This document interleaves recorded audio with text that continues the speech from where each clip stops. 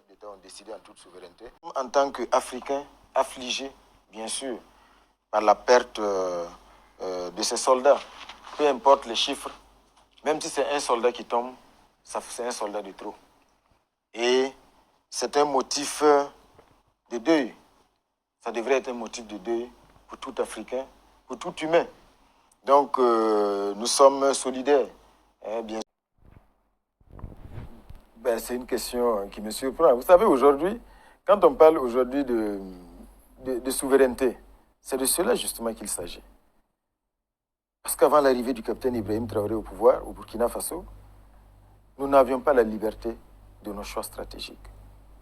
Ça veut dire que ce sont les maîtres, ceux qui ont toujours dominé, exploité notre pays, ceux qui ont toujours su imposer à la tête de nos États ce qu'ils veulent pour perpétuer leur domination, qui nous disaient, voici, lui c'est un bon ami, vous pouvez aller avec lui. Ah lui, non, vous ne pouvez pas aller avec lui parce que non, ce n'est pas un ami. Soit on est indépendant ou on ne l'est pas. Aujourd'hui, nous assumons nos choix stratégiques. Nous ne demandons à personne l'autorisation d'aller coopérer avec un pays, que ce soit la Russie, que ce soit, je ne sais pas moi, la Turquie, la Corée du Nord, la Chine. Ce sont des décisions fondées sur un seul étalon de mesure, c'est l'intérêt du peuple burkinabé.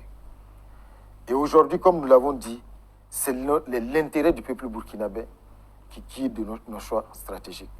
Aujourd'hui, la Russie est un pays partenaire du Burkina Faso, on ne s'en cache pas. C'est un pays partenaire du Mali, du Niger, on ne s'en cache pas. Parce que nous sommes un pays libre, nous assumons nos choix. Et là où nous pensons que les intérêts stratégiques du Burkina Faso se trouvent, c'est là-bas que nous allons aller. Il n'est pas question aujourd'hui d'avoir peur de qui que ce soit, voilà, dans nos choix stratégiques sur le plan de l'orientation diplomatique. Et c'est ce que vous voyez d'ailleurs sur le terrain. Alors, effectivement, vous faites bien donc d'aborder cette question de la sécurité alimentaire, parce que c'est un objectif qui est cher au chef de l'État. Ce n'est pas normal que 65 ans après l'indépendance, le Burkina Faso, malgré les ressources, malgré le fait qu'on sait que le peuple burkinabé est un peuple travailleur, continue aujourd'hui de tendre la main pour manger. C'est une question de dignité. Et je pense aujourd'hui que notre génération doit le ressentir comme une honte de tendre la main pour manger. C'est ce qui a justifié donc le lancement de cette offensive agro-pastorale et halieutique, mais aussi de l'initiative présidentielle pour la sécurité alimentaire. Et comme vous l'avez constaté, il y a eu beaucoup de choses qui ont été faites. Que ce soit sur le plan des réformes, pour une bonne maîtrise des intrants, avec la création de la société burkinabé des intrants et matériels agro-pastoraux, avec également la restructuration de la SONAGES, avec un certain nombre d'actions fortes sur le terrain en termes de mécanisation, les labours gratuits, les aménagements qui ont été donc réalisés, des centaines d'hectares qui ont été réalisés en peu de temps. Et tout cela a déjà produit des résultats. Je pense que la dernière campagne, en termes de production céréalière, c'est plus de 6 millions de tonnes de céréales qui ont été produites. Et pour dire que les impacts sont déjà perceptibles. Ça, c'est pour ne citer que les céréales. Mais il y a les autres secteurs, que ce soit le secteur halieutique, parce que là également, l'objectif de l'offensive agro-pastorale et halieutique, c'est de pouvoir très vite atteindre une production de moins 100 000 tonnes de poissons par an, ce qui correspondrait à peu près la moitié des besoins de consommation nationale. Aujourd'hui, nous sommes à peu près à 30 000. C'est pour vous dire un peu l'effort que nous sommes prêts donc, et que nous avons engagé pour pouvoir atteindre le plus rapidement possible au moins la moitié donc, des besoins de consommation interne. Au-delà de cela, il y a aussi de vastes opérations qui ont été menées dans le domaine animalier avec de vastes campagnes de vaccination pratiquement inédites. Et une campagne largement subventionnée, il y a eu des vaccinations même gratuites et il y a eu également des vaccins qui ont été donc faits à des coûts très très réduits. Donc c'est pour vous dire que c'est véritablement un combat qui est engagé avec la même détermination que celle que nous mettons également dans la lutte pour la reconquête de notre territoire. L'objectif étant le plus rapidement possible de faire en sorte que le pays puisse sortir de la spirale de la faim.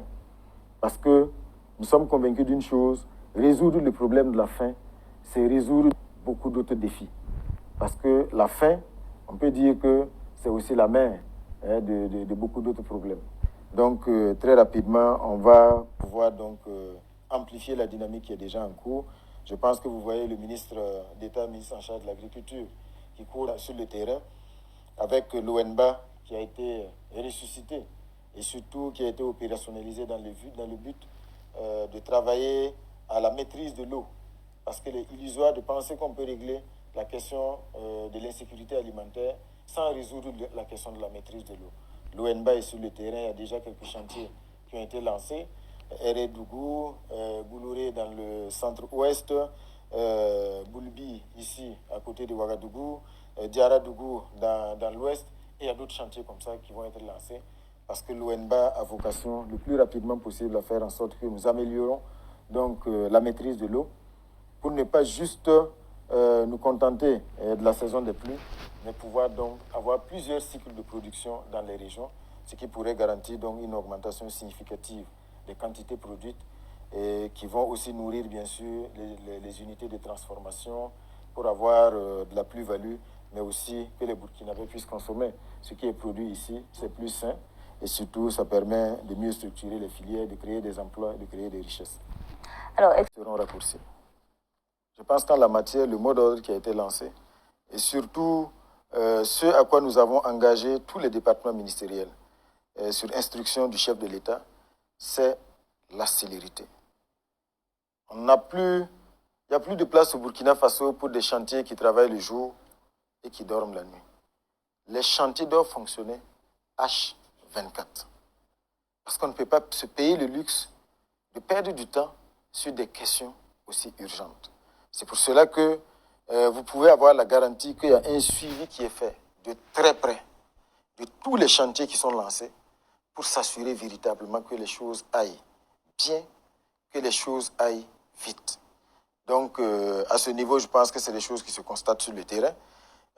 Les différents départements ministériels, les différents ministres sont sur le terrain parce que la rigueur qui est donc attendue ne peut pas s'accommoder donc d'une gestion à partir des bureaux, à partir des ministères.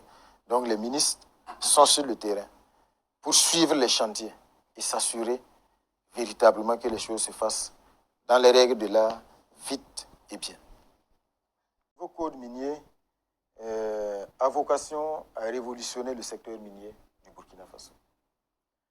Parce que c'est un nouveau code minier qui est bâti sur une seule vision, faire en sorte que l'activité minière au Burkina Faso crée du développement. Faire en sorte que les retombées de l'activité minière soient plus perceptibles et soient plus amplifiées au profit des citoyens burkinabés. C'est pour cela que beaucoup de décrets d'application du code minier ont déjà été adoptés. Et quand vous regardez, aujourd'hui, tout est mis en œuvre pour que toutes les exploitations minières du Burkina Faso profitent avant tout au peuple burkinabé. Donc, après l'adoption de ce code minier et de ces décrets d'application, le pays va tirer de plus grands avantages de cette exploitation minière et surtout avec également l'adoption du contenu local qui fait aujourd'hui, qui enjoint les entreprises, les sociétés minières à accorder donc la priorité à l'expertise nationale, aux fournisseurs nationaux. Ça devrait créer un écosystème beaucoup plus favorable au développement du Burkina Faso. Et on devrait voir davantage les retombées de l'exploitation minière du Burkina Faso afin que ce ne soit pas juste les conséquences que les populations subissent, mais que véritablement elles puissent sentir que les minéraux qui sont exploités profitent véritablement à leur pays. C'est une vision. Parce qu'aujourd'hui, il y a la société de participation minière du Burkina qui a été créée, la SOPAMIB, et qui a déjà récupéré, racheté deux mines industrielles, notamment donc Bungu et Wagnon, et ça va se poursuivre. Parce qu'au-delà donc des mines industrielles, on a aussi le domaine du semi-mécanisé, dans lequel aujourd'hui on s'investit. L'objectif, c'est toujours vraiment d'optimiser les retombées de l'exploitation minière pour le Burkina Faso. Et je peux vous assurer que on n'a pas encore véritablement atteint le rythme de croisière de l'exploitation de ces mines que l'État a acquis au profit du peuple burkinabé. Mais c'est sûr que très rapidement, on se rendra compte que quand on se donne les moyens nous-mêmes d'exploiter nos mines, et Dieu sait que nous avons les moyens, nous avons l'expertise, il n'y aura pas de commune mesure en termes de retombées, non seulement pour le budget de l'État, mais également pour les citoyens burkinabés. Alors, un commentaire par rapport à cette déclaration. C'est vrai qu'il y a déjà eu une réaction officielle à travers un communiqué du ministère des Affaires étrangères, mais tout ce que nous pouvons dire, c'est que c'était avec une grande surprise. Et nous avons donc découvert cette déclaration qui ne s'appuie sur aucun rapport. Et on est d'autant plus surpris que cela vient d'un général qui a plutôt vocation à gérer des questions militaires, notamment donc l'US Africom, dont il est le patron. Donc, c'était vraiment une grande surprise. Et ce qu'il faut dire déjà, c'est que ça n'a aucune chance de prospérer, cette manipulation. Parce que tout simplement, quand vous prenez le Burkina Faso aujourd'hui, grâce à la vision du chef de l'État dans le domaine de la production aurifère, c'est ce qui se passe, c'est du jamais vu. Pour prendre l'exemple de l'année qui s'est achevée, 2024, la Société nationale des substances précieuses, SONASPE, a collecté plus de 8 tonnes d'or en 2024. Le premier trimestre 2025, nous sommes à plus de 11 tonnes d'or déjà collectées. C'est une société d'État. Et aujourd'hui, la question qu'il faut se poser, parce que ces quantités d'or énormes qui sont collectées sont issues en grande partie de l'exploitation artisanale. Posez-vous la question, où est-ce que cet or partait? Et nous sommes convaincus que ces volumes d'or collectés au Burkina Faso sont encore, les marges de progression sont encore importantes. Donc il faut se demander déjà, alors toute cette quantité d'or, par quel circuit elle quittait le Burkina Faso? Aujourd'hui, tout est mis en œuvre pour que l'or du Burkina Faso profite au Burkina Faso. Pour la première fois, on est engagé dans un processus de constitution d'une réserve d'or au Burkina Faso. Et c'est pendant donc que tout ce travail est fait et produit des résultats significatifs visibles par le peuple burkinabé qu'il y a eu donc cette déclaration mensongère de la part d'un général qui cache mal sa volonté de manipuler et de diaboliser. Et vous souviendra, et nos aînés nous le disent, sous la révolution de Thomas Sankara, je pense que Thomas Sankara était victime de la même manipulation à une certaine époque. On l'a accusé de tous les péchés d'Israël, accusé d'enrichissement illicite, et tout cela participait d'une volonté de le diaboliser, de manipuler les opinions, et pour créer les conditions favorables pour ce qui s'est passé. Donc, est-ce que ceci explique cela? Nous n'allons pas dire tout de go que c'est de cela qu'il s'agit, mais nous sommes convaincus d'une chose, cette déclaration du général américain, elle n'est pas anodine, mais aujourd'hui, vous voyez toute la réaction, tout le tollé que cela a suscité. C'est une déclaration qui n'a aucun lien avec la réalité sur le terrain. Et ce général ferait mieux de s'occuper des questions militaires parce qu'en termes de manipulation, il brille par sa médiocrité. Excellent. Alors, ce qu'il faut dire à ce niveau également, c'est que c'est l'une des grandes priorités qui nous a été assignée par le chef de l'État. Parce qu'aujourd'hui, il est illusoire de penser qu'on peut transformer structurellement le Burkina Faso, créer les bases d'un développement durable sans résoudre les questions d'infrastructure. Il est aussi illusoire de penser aujourd'hui qu'on peut régler cette question en restant dans les mêmes pratiques. Je l'avais expliqué face aux députés, 1 kilomètre de route en béton bitumineux est évalué entre 500 millions et 1 milliard. Le réseau classé du Burkina Faso compte aujourd'hui plus de 15 000 kilomètres. À peu près le tiers aujourd'hui est bitumé.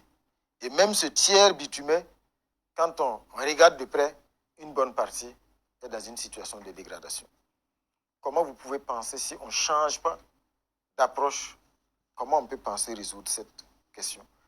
C'est pour cela que l'initiative Faso Mebo a été lancée par le chef de l'État, qui est une initiative aujourd'hui qui nous permet de nous doter des capacités pour pouvoir agir sur le terrain en régie, c'est-à-dire déployer le matériel et réaliser un certain nombre d'infrastructures routières en régie. Et c'est ce qui se passe aujourd'hui. Vous avez été témoin de la remise d'un lot de matériel impressionnant à Faso Mebo, qui est déjà engagé sur le terrain avec, bien sûr, certaines infrastructures prioritaires. Et l'autre volet également qui rend urgent et stratégique la mise en œuvre donc, de Faso Mebo et surtout la réalisation des infrastructures, c'est que les infrastructures doivent soutenir les opérations de reconquête du territoire. Aujourd'hui, nous avons des zones qui sont reconquises en cours de consolidation, mais la consolidation passe également par la réalisation de bonnes routes. Parce qu'aujourd'hui, nos soldats, nos vaillants combattants font face à un ennemi qui brille par sa lâcheté. Et chaque fois que des zones sont conquises, ce qui lui reste maintenant, c'est venir mettre des engins explosifs, enterrer des engins explosifs. C'est parce qu'effectivement, le réseau routier vétuste et qui dans certaines zones n'existe même pas, permettent effectivement de pouvoir donc le faire. Donc la réalisation de ces routes-là fait partie aujourd'hui de la dynamique de reconquête et de consolidation donc, des zones du Burkina Faso. Et c'est appelé à s'intensifier. Et certainement très rapidement, vous allez donc voir Faso Mebo, vous allez voir concrètement donc, les premières réalisations de Faso Mebo. Ça va s'amplifier parce que le matériel va encore être acquis pour constituer davantage de brigades et afin de pouvoir répondre donc, à cet impératif de réalisation d'infrastructures routières partout au Burkina Faso. Quelles sont les perspectives? Significativement améliorées. Parce qu'il y a eu des centrales thermiques qui ont été récupérées. Il y a également un certain nombre de projets de court terme qui ont été opérationnalisés, qui permettent aujourd'hui de pouvoir améliorer nos capacités endogènes de production. Parce que toutes les crises que nous avons vécues ont fini de nous révéler et de nous conforter qu'il faut que nous puissions développer à l'intérieur des capacités qui nous permettent aujourd'hui de faire en sorte que l'énergie électrique puisse être disponible partout en quantité suffisante. Et donc, la dynamique se poursuit. Il y a des projets en cours qui sont autant des projets dans le domaine du thermique que dans le domaine du solaire. Et donc, tout cela devrait nous permettre d'améliorer, de continuer, d'améliorer et d'augmenter les capacités endogènes donc, de production de l'énergie électrique. Parce que sans l'énergie électrique, il est illusoire également de penser qu'on peut développer le secteur de la transformation. Parce qu'il faut produire, mais il faut également transformer pour créer de la plus-value, créer des emplois, créer de la richesse et faire en sorte que les Burkinabés soient fiers de consommer des produits au Burkina Faso, transformés au Burkina Faso et distribués au Burkina Faso. Ce sont des produits qui sont sains et puis qui permettent donc d'asseoir les bases véritablement d'un secteur industriel fort qui contribue significativement au développement. Alors tout ce que je peux vous dire, c'est que ce qui s'est passé récemment n'est pas à dissocier de ce qui a été rendu public, à savoir donc cette tentative de déstabilisation orchestrée qui a été déjouée. Parce que la concomitance des événements prouve qu'il y a bien sûr des liens directs.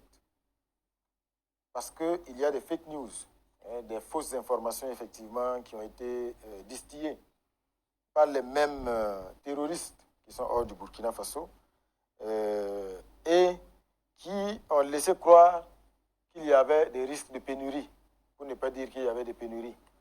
Et vous savez comment fonctionne un peu le secteur des hydrocarbures et de la distribution. Vous savez, quand il y a une vague de panique qui naît, tout de suite, le réflexe des consommateurs, c'est de se ruer vers les stations-service. Ce n'est pas juste de se ruer vers les stations-service, mais c'est de surconsommer. Parce que celui qui avait l'habitude de mettre juste peut-être 1000 francs de carburant ou 5000 francs ou 10 000, il voudra faire le plein, voilà, pour être sûr d'avoir du carburant pour longtemps. Et quand tout le monde vient en même temps dans les stations-service et surconsomme, la conséquence immédiate, c'est que la station va être vidée. Jusqu'à ce que la station soit à nouveau ravitaillée, on a le sentiment effectivement qu'il y a une pénurie. Mais la pénurie ne peut être appréciée, ne peut être confirmée que si sur le territoire national, il n'y a pas de stock qui permette de répondre aux besoins. Ce qui n'a jamais été le cas. Donc, c'est pour dire qu'aujourd'hui, les citoyens burkinabés doivent être sereins et surtout éviter de paniquer et de devenir des cibles faciles pour ceux qui manipulent. Parce qu'il suffit juste qu'une page, qui est même un avatar, qui brille dans la manipulation et dans la diffusion de fausses informations, crie à la pénurie, et puis certains qui n'ont pas suffisamment de recul sont prêts à courir tout de suite vers les stations avant de se rendre compte par après qu'il n'en est rien. Donc c'est pour dire aujourd'hui que tout est mis en œuvre au niveau donc, de la SONABI, mais aussi au niveau du ministère en charge du commerce et de l'industrie, sous les orientations des plus hautes autorités pour faire en sorte véritablement que le pays puisse continuer d'améliorer, bien sûr, ses stocks en termes d'autonomie. Alors, Excellence, on va rentrer. Traoré est arrivé, il y a eu des engagements et surtout une volonté plus affichée de pouvoir donc développer le secteur de la transformation, le secteur industriel. Et c'est ce qui se passe sur le terrain. Il y a beaucoup d'unités de transformation qui ont été inaugurées, que ce soit dans le domaine agroalimentaire, dans le domaine textile et dans d'autres secteurs. Bien sûr, la volonté aujourd'hui, la volonté politique, c'est vraiment d'encourager nos opérateurs économiques à s'investir dans ce secteur de la transformation. Parce que la base d'un développement durable, c'est cela. C'est pouvoir produire et transformer. Pour ne pas être dépendant des importations. Parce que vous savez, les importations, ce sont des devises qui sortent du pays. Donc, l'objectif aujourd'hui, c'est vraiment d'avoir un secteur industriel qui est fort. Cela passe par ce qu'on voit à travers les inaugurations, mais cela passe aussi par des réformes qui sont engagées aujourd'hui dans le secteur. Vraiment pour assainir, protéger le marché et faire en sorte véritablement à donner la priorité à la production et à la transformation locale. C'est ce qui va nous garantir aussi de pouvoir donc créer de la plus-value et surtout de faire en sorte que les acquis dans le domaine de l'offensive agro-pastorale et halieutique puissent être bonifiés par la transformation parce que ce qui est produit est transformé, il y a de la plus-value et puis bien sûr consommer et exporter. C'est ça la vision et donc c'est un secteur dans lequel également tout est mis en œuvre. Voilà, pour faire en sorte véritablement que nous ayons des capacités endogènes de transformation. C'est d'autant plus stratégique que vous l'avez vécu pendant la crise du Covid-19. Le prix du pain, à un moment donné, le pain était devenu pratiquement un produit de luxe. Et je pense que cette crise a révélé surtout nos vulnérabilités. Donc il nous faut mettre l'accent sur la production et la transformation endogène, et le secteur industriel est extrêmement important. Alors, Excellence, on va... Vous savez, le phénomène de l'inflation, il n'est pas propre au Burkina Faso. C'est lié aujourd'hui à tous ces chocs qui sont issus des bouleversements géostratégiques qu'on voit dans le monde, qui perturbent aujourd'hui les circuits d'approvisionnement, mais souvent liés également à certaines contingences. Parce que quand vous avez l'habitude d'importer l'essentiel d'un produit donné à partir d'un pays donné, quand à l'intérieur de ce pays, il y a des difficultés internes liées donc à la production et à la transformation de ce produit. Bien sûr, la priorité, c'est de satisfaire les besoins internes avant d'exporter. Donc, il est clair que vous allez en subir donc, les conséquences. Donc, c'est ce qui explique en partie cette inflation. Et ce qu'il faut également savoir que les prix des produits sur les marchés obéissent à deux schémas. Il y a des produits dont les prix sont fixés par l'État, régulés. Quand vous prenez le sucre, par exemple, et un certain nombre de produits de première nécessité. Mais il y a des produits dont les marges sont régulées. C'est la marge bénéficiaire qui est régulée. Donc, ça veut dire que le prix d'achat du produit à l'origine va influencer forcément le prix de cession au client. Parce que c'est la marge qui est régulée, ce n'est pas le prix de cession qui est régulé. Donc, cela dit, sur le terrain, il y a aussi des opérations de contrôle. Il y a la BMCRF qui déploie ses brigades sur le terrain et vous avez vu aussi des actions coup de poing parce qu'il faut le dire, malheureusement, également dans le circuit de distribution, on a un certain nombre d'acteurs qui brillent par des abus et surtout qui font tout pour entretenir de façon artificielle certaines tensions, certaines pénuries sur le marché pour maintenir la dynamique des prix à la hausse. Donc cela, bien sûr, est traqué par les brigades de la BMCRF plutôt, et ce qui permet d'engranger un certain nombre de résultats.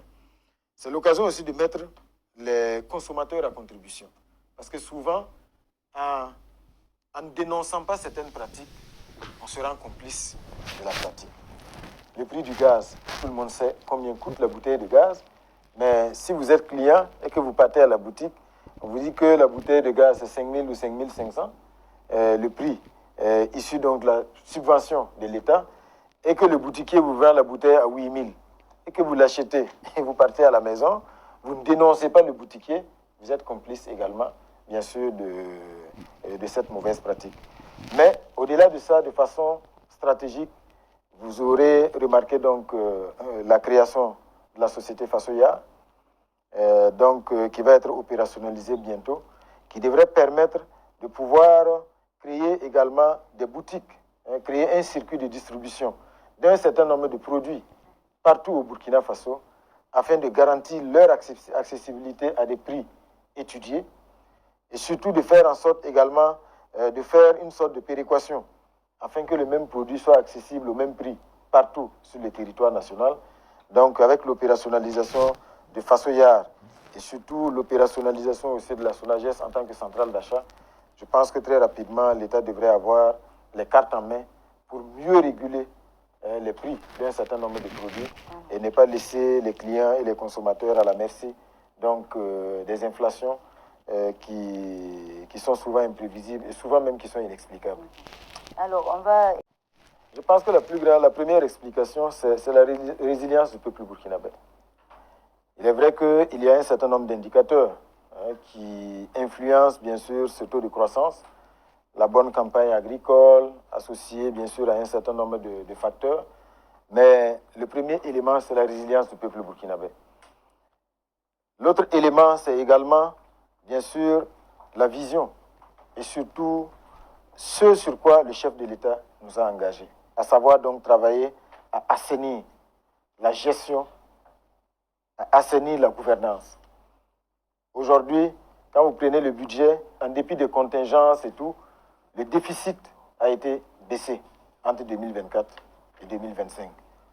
Parce que le chef de l'État le dit toujours, il ne faut pas que l'on vive au-dessus de nos moyens.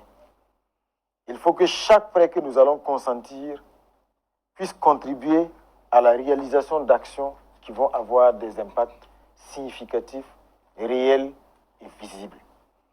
Et je pense que c'est tout cela qui permet aujourd'hui d'assainir la gouvernance et surtout de faire en sorte qu'on mette des priorités. Le budget 2025, vous l'avez vu, c'est une première. Dans l'histoire du Burkina Faso, a été arbitré par le chef de l'État lui-même, qui s'est assuré que dans le budget, on a expurgé toutes les actions superflues, qui ont un caractère routinier, mais qui n'ont pas de résultats réellement visibles sur le terrain. Donc je pense que c'est tout cela qui nous permet aujourd'hui d'avoir une bonne dynamique de croissance. Mais comme nous l'avons indiqué, la croissance ne doit pas être juste une question de chiffres, c'est surtout l'impact réel dans la vie du citoyen burkinabé qui doit être l'étalon de mesure des progrès donc, que nous opérons. Excellence, quelle appréciation faites-vous? Il faut saluer aujourd'hui le patriotisme du peuple burkinabé. Un patriotisme qui se voit à travers le fonds de soutien patriotique qui, pour 2024, a battu le record de 2023 parce qu'on a mobilisé près de 175 milliards de francs CFA grâce aux contributions volontaires des Burkinabés, mais aussi grâce aux taxes et aux prélèvements qui ont été institués. Donc ça, c'est déjà un marqueur de l'engagement et du sursaut patriotique du peuple burkinabé. Et donc, face aux différentes restrictions, parce qu'il faut le dire aujourd'hui, le Burkina, à cause de l'option de souveraineté que nous avons prise, mais aussi du fait que nous refusons aujourd'hui le dictat et que nous refusons qu'on nous dicte ce que nous devons faire face à des restrictions. Donc, tous les projets de transformation structurelle de notre pays, pour que ces projets-là aboutissent, nous devons d'abord compter sur nos propres ressources, sur nos capacités endogènes. C'est pour cela qu'il faut saluer cette dynamique, saluer les performances des différentes régies de mobilisation qui, chaque année, améliorent donc ces performances-là et permettent de mobiliser davantage de ressources internes. C'est ce qui permet aujourd'hui de mettre en œuvre toutes les actions sur le terrain qui ont vocation à transformer structurellement le Burkina Faso. Alors, il y a aussi... Franchir du dictat de ces pays qui nous ont toujours considérés comme leurs esclaves, il faut que nous puissions travailler véritablement à créer les richesses à l'intérieur, nous donner nous-mêmes les moyens de nos ambitions. Vraiment un fléau qu'il faut combattre avec la dernière énergie. Et vous êtes témoin aujourd'hui du mot d'ordre de zéro tolérance à la corruption, si fait que tout est mis en œuvre au quotidien, véritablement, pour traquer ce phénomène-là, pour le réduire, parce que c'est une source importante de déperdition. Et malheureusement, ça vient affaiblir les capacités ou les résultats des actions de l'État sur le terrain. Mais la lutte contre la corruption, ce n'est pas juste, ne doit pas juste être le fait de l'administration et de l'État. Les citoyens doivent y contribuer. Et surtout, ne pas céder. La dernière fois, je pense à signaler, le chef de l'État le disait, mais quand vous arrivez dans une administration et que les règles pour pouvoir accéder à un document donné sont établies et qu'on vous demande de donner quelque chose, si vous donnez, c'est que vous êtes complice. Vous êtes le corrupteur. Parce que pour qu'il y ait corruption, il y a le corrompu, mais il y a aussi le corrupteur. Donc c'est amener tout le monde également dans ce même élan, dans le sursaut, aujourd'hui, dans la réaffirmation de la dignité du peuple burkinabé, du Burkindi, là, qu'on puisse aujourd'hui travailler véritablement à tordre le cou à ce phénomène de la corruption et faire en sorte vraiment d'assainir l'ensemble de la gouvernance à toutes les échelles. Sinon, c'est un combat qui est mené vraiment avec la plus grande détermination. On a justement eu un petit aperçu de l'ampleur. Je pense que si vous parlez de suites, c'est surtout les suites judiciaires. Parce qu'à ce niveau, effectivement, bon, je pense que le juge l'avait dit. C'est sûr que peut-être l'instruction suit son cours, parce que ce procès-là a permis également de mettre en cause non seulement d'autres personnes, mais de révéler d'autres pratiques qui étaient là et qui sont tout autant passibles de poursuite que l'affaire Théa elle-même. Donc, c'est sûr qu'au niveau donc, de la justice, l'instruction suit son cours.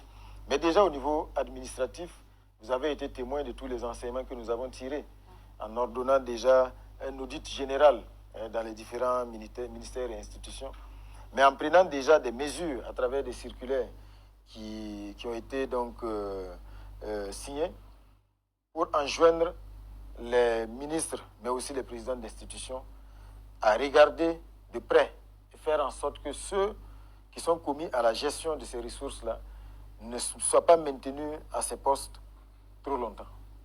Le délai qu'on a donné aujourd'hui, c'est 3 ans, pour ne pas laisser les gens s'asseoir et surtout asseoir des pratiques qui sont malsaines, mais de façon durable dans les ministères. Je pense que l'affaire tient, au-delà de tout, à un caractère pédagogique et à révéler aussi les failles de l'administration.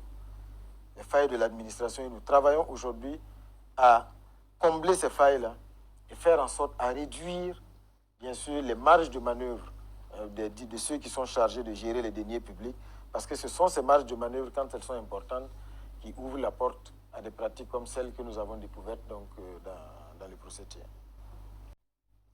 L'affaire est déjà en justice. À ce stade, je ne peux pas vous dire, je ne suis pas dans le secret de Dieu et le secret de l'instruction, mais il est clair que le processus de réhabilitation du stade du 4 août pour son homologation a été manifestement entaché de pratiques et de malversations. Je pense que ça, c'est une évidence et nous espérons vraiment que l'enquête qui est ouverte et surtout le dossier qui est en cours au niveau de la justice permettra de situer toutes les responsabilités et surtout qu'on puisse châtier ceux qui se seront rendus coupables de malversation donc, dans ce processus-là, qu'ils puissent être châtiés à la hauteur donc, de leurs crimes. Dans tous les cas, pour le stade du 4 août, comme vous l'avez vu, il y a des décisions fortes qui ont été prises. Le chef de l'État donc, a autorisé, il y a un début d'année, que l'on puisse donc aller vite en impliquant une entreprise qui a vraiment l'expertise, qui a déjà homologué des stades dans d'autres pays, à des coûts nettement inférieurs que ce que la réhabilitation du stade du 4 août a déjà coûté. Et aujourd'hui, les résultats sont déjà palpables. Le délai court jusqu'en juin. Mais à ce stade, déjà, ce que nous voyons sur le terrain nous convainc que le stade devrait être disponible le plus rapidement possible afin que les fans du sport burkinabé, ceux, bien sûr, qui jusqu'à présent sont frustrés de toujours voir nos étalons, nos ambassadeurs du sport, être obligés d'aller donc jouer, les journalistes y compris, aller jouer loin de nos bases, qu'ils puissent venir au stade, soutenir leur équipe. Je pense que ça devrait se faire le plus rapidement possible. Et ça ne va pas s'arrêter là, parce qu'en termes d'infrastructures sportives, il y a beaucoup d'autres projets qui sont en cours, que ce soit à Bobo-Dioulasso, que ce soit à Ouagadougou, pour réaliser des stades également modernes, et surtout qu'on puisse s'assurer vraiment que nos sportifs bénéficient de bonnes infrastructures.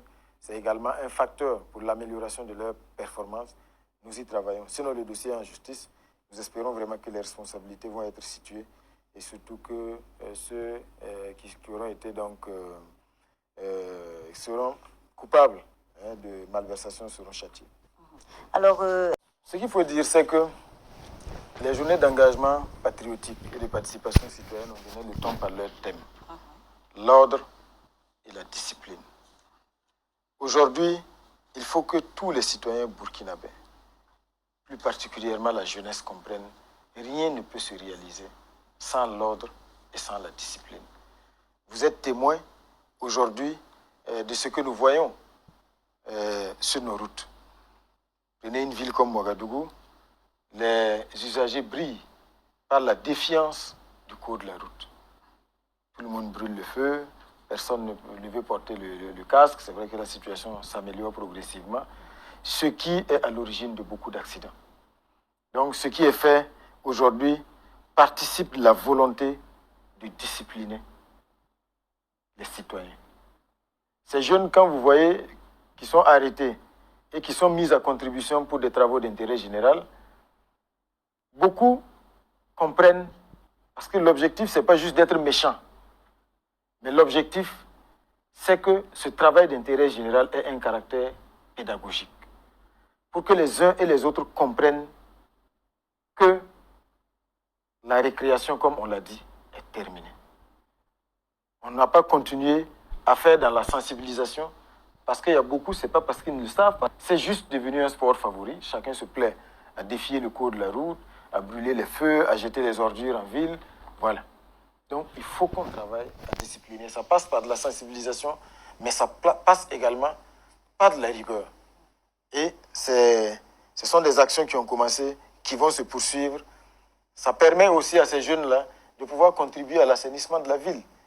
L'un dans l'autre, c'est bénéfique. Maintenant, comme je vous l'ai dit, ce n'est pas pour être méchant, mais c'est pour vraiment, dans un élan pédagogique, instaurer l'ordre et la discipline dans nos centres urbains et partout au Burkina Faso. Excellence. Aujourd'hui que tout cela participe de ce que nous avions décrit en début d'entretien, à savoir donc cette manipulation. Aujourd'hui, comme vous l'avez effectivement remarqué, il y a beaucoup de fake news. Mais la meilleure manière de combattre ces fake news, c'est d'ériger les barrières dans l'esprit des citoyens burkinabés. Que chaque Burkinabé ait du recul par rapport à ce qui est distillé sur les réseaux sociaux. Parce que très rapidement, on prend l'entête d'une institution et voilà, on met un communiqué qu'on jette sans source. Je pense qu'il y a des actions de sensibilisation qui sont en cours pour que les citoyens comprennent que quand on vous dit qu'une institution a publié une information, le premier des réflexes, c'est d'aller sur la page de l'institution pour vérifier effectivement si la source est avérée. Donc, il faut une éducation vraiment aux médias aujourd'hui. Il faut renforcer cela. Mais aussi, au niveau de la répression, il y a un gros travail qui est fait aujourd'hui, que ce soit au niveau de la BLCC, le CSC. Ce sont autant d'institutions aujourd'hui qui travaillent à ce qu'on puisse identifier. Voilà ceux qui se cachent derrière, donc, qui sont des cybercriminels, on peut le dire ainsi, afin de pouvoir les retrouver et les châtier, parce que Internet n'est pas une zone de non-droit. Maintenant, comme vous le savez, il y a aussi les manipulations orchestrées depuis l'extérieur et qui sont entretenues, sont des mensonges qui sont distillés et souvent, malheureusement, pas des médias auxquels beaucoup de Burkinabés faisaient confiance autrefois. Voilà, notamment les médias français qui distillent beaucoup de mensonges, beaucoup de manipulations aujourd'hui, tout simplement parce que le Burkina Faso, parce que le Mali, parce que le Niger ont osé dire non. Sinon, je vous assure que ceux aujourd'hui, ces pays impérialistes qui sont les chantres de la démocratie, pour peu que vous acceptiez donc de vous écraser, de céder et d'être à leur merci, la démocratie ne devient plus un étalon de mesure parce que c'est à géométrie variable. En ce moment, vous pouvez faire un mandat, vous pouvez faire 2, 3, et pourquoi pas 4. Même quand vous êtes un militaire et que vous avez fait un coup d'État, pour peu que vous continuiez à jouer le jeu, ben, vous voyagez à l'Élysée, vous êtes reçu dans les grands salons feutrés, mais les populations ne sont plus dupes. Vous savez, ceux aujourd'hui qui manipulent la notion de démocratie pour dire, bon, du moment où il n'y a pas eu vote, il n'y a pas eu ci, il n'y a pas eu cela, tout cela ne prospère plus. Parce que les mêmes pays coopèrent avec des royaumes. Les rois ne sont pas élus, hein. Ou bien la démocratie n'est bonne que pour nous. Aujourd'hui, nous avons une claire vision de ce que nous voulons et cette manipulation ne passera plus. Donc, c'est également une manière d'interpeller nos concitoyens à pouvoir donc prendre conscience de ce qui se joue, lire entre les lignes, ne pas rester au pied de la lettre et pouvoir analyser et comprendre voilà, toutes les dynamiques qui sont en cours. Je comprends leur choix parce que c'est tout à fait conforme à leur, comment dirais-je, à leur vision.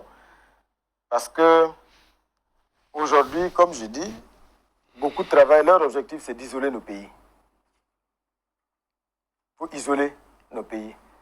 Ce n'est pas pour dire qu'au Burkina Faso, nous ne faisons pas face à une crise sécuritaire, mais le peuple burkinabé est debout. Vous savez, il y a beaucoup d'amis du Burkina Faso qui viennent de très loin. Et quand ils arrivent, la première des choses, le premier témoignage qu'ils font, c'est que si on avait écouté les médias, certains médias ne seraient pas venus, notamment les médias français. Parce qu'ils dépeignent le Burkina Faso sous les traits d'un pays à feu et à sang, d'un pays où il n'y a aucune quelconque liberté. Voilà, donc ce n'est que du mensonge, ce sont des médias mensonges, ce sont des médias diaboliques. Le dessein funeste est connu, c'est juste manipuler les opinions pour isoler nos pays. Mais malheureusement, c'est voué à l'échec, parce que le Burkina Faso aujourd'hui, tous les jours, accueille des centaines, des milliers d'amis du Burkina Faso qui viennent de très loin et qui viennent constater que le Burkina Faso est un pays où il fait bon vivre. Je pense que les grands événements culturels qui continuent de s'organiser témoignent de cela. Et vous avez vu le dernier FESPACO, qui a été un succès total et retentissant, et qui a réuni à Ouagadougou des festivaliers venus du monde entier. Donc c'est pour dire que tout cela, cela n'est pas à dissocier du fait aujourd'hui que tout est mis en œuvre pour briser la dynamique du Burkina Faso, et tous les moyens sont bons. On est conscient de cela, mais ces pays-là, comme je dis, vont se réveiller dans la douleur parce que c'est voué à l'échec. Ces mêmes pays avaient dit à leur compagnie de ne plus venir au Burkina Faso parce que le pays est peint en rouge. À un moment donné, les mêmes compagnies reviennent et disent bon, on veut recommencer à desservir le pays. Bon, mais c'est un pays qui est peint en rouge. Vous n'êtes pas là, mais il y a beaucoup de compagnies aériennes qui viennent tous les jours, qui desservent Ouagadougou. Il n'y a aucun problème. Je pense que ce sont eux aujourd'hui qui se rendent compte aujourd'hui qu'ils sont pris dans leur propre piège, et les choses vont aller toujours ainsi.